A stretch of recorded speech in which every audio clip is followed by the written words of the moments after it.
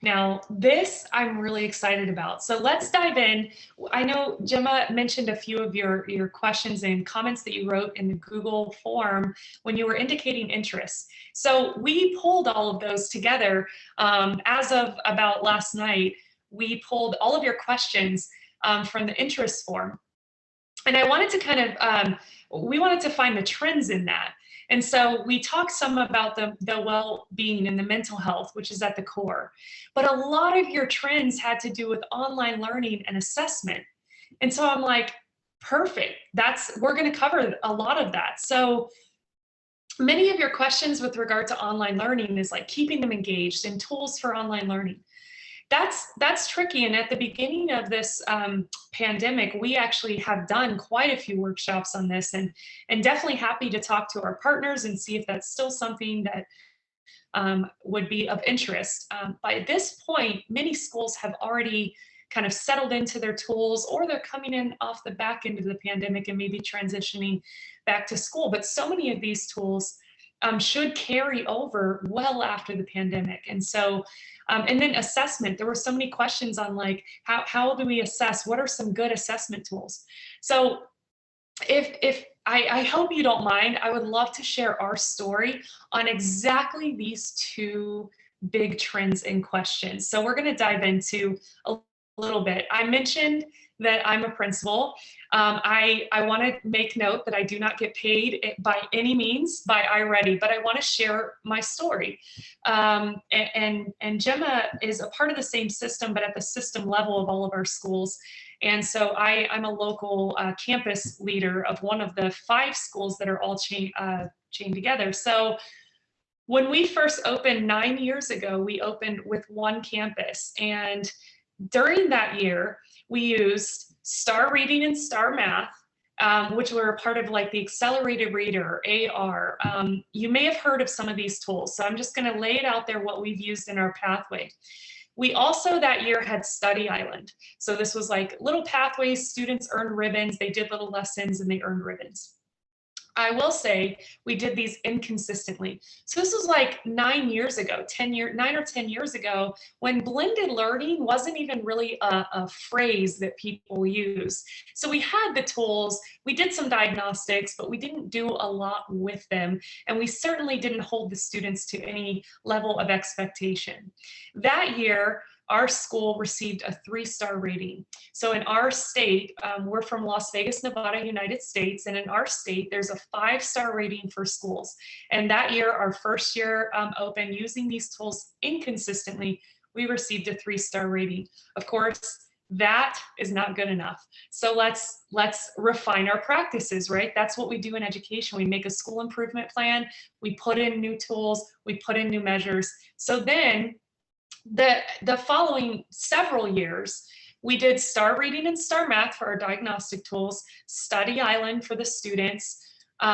We also incorporated that year ST Math, which is little Gigi the penguin there, ST Math, and we started incorporating MAP diagnostic tools. And I know some of your schools may be using some of these tools as well. Now, I will say that those couple of years, we did start doing these consistently. So we started to say, like, students must pass X amount of ribbons, students must have X% on ST Math. They must continue to, actually utilize these programs. And that's when blended learning, it was maybe about 5 or 6 years ago when, no, probably more like 6 or 7 years ago, when blended learning was really starting to gain some traction. Those years, we received a 4-star rating, and we started to grow our system, and we were pretty consistently rating in the 4-star out of 5-star range, which is good, but we wanted even better. So we wanted to continue to refine our practices. And we had been seeing across our nation, not just our state or our region, across our nation, schools were adopting this program called iReady. I had never heard of it until these years when we wanted to really rise even higher. And so iReady was really gaining traction in the United States. And we were hearing, stories about how like 50% of the schools in the nation had joined this iReady. And so of course we started doing our research. We started touring schools that were using it, talking to administrators who were using it. And that is when our system, not just my one campus, by this point we had grown into 4 campuses serving over 5,000 students. And we decided, let's ditch these programs. Let's get one clean program that not only offered the diagnostic tools, but individual student pathways. And I have to tell you, this is where we were struggling the most. We were growing our students who were kind of middle of the road grade level students. We were really struggling to grow our low students who were testing below grade level, and our high students who were testing. It seems so easy to grow them, and it's really not. And those were the students we were struggling to grow. And we heard through the rumor mill that iReady does that. And so we decided, let's take a risk. Let's move our entire huge system of 4 schools. It was 4 elementaries, 3 middle schools, and 1 new high school. We're going to take all of them into iReady. And we did that. And you know what happened?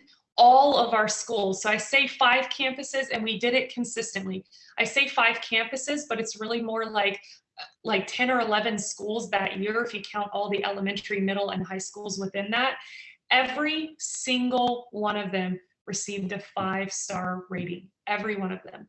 And we have consistently maintained our high star performances year over year since we incorporated iReady. Every one of our campuses, we now have grown to 5 campuses, serving over 7,000 students. And so again, I don't get paid by iReady, but I have to tell you that this has been a cornerstone of our success.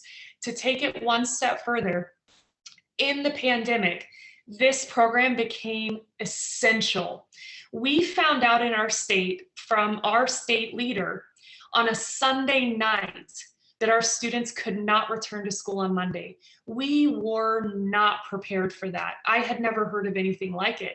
So we did not have time to get worksheets out to students. Luckily, we were already a 1-to-1 school with computers, but the elementary computers were all in carts, and the secondary computers were all with students. So we got out in our car loop driveway the next day and passed out elementary computers, and iReady became our saving grace for our school. It is the reason why our students got to continue their education immediately. Teachers did not know anything about teaching on Zoom. They did not know anything about teaching live instruction, nothing like that. They had no Google Classroom set up, but you know what we had? iReady. And that is why I'm saying, like, it's not just some pandemic tool. It has been the key to our success long before the pandemic. It is the reason we got to keep students educated during the pandemic, and we will continue using this program because they have even more exciting things. And Jim is going to talk about some of those.